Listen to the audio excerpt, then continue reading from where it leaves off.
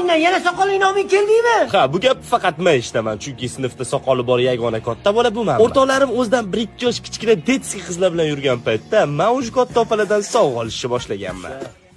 Nima gap 05? Ushla detskiy qanday kalta qo'rqma. Assalomu alaykum akajon, yaxshimisiz? Sen aka dedimmi, yoshimiz teng-ku. Soqolli kuchida, ukam.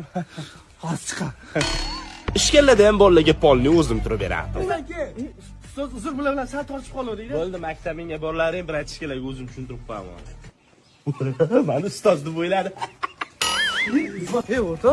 Men bilan yurma, ota bolada o'ylashadi, yo'qol. Maktabdagi bolalar bilan chiqish olmay, oxiri o'qituvchilar guruhiga qo'shilib oldim. Qachon endi choyxona? Olti kun o'tgan choyxona oldi. Bo'ldi, o'taman.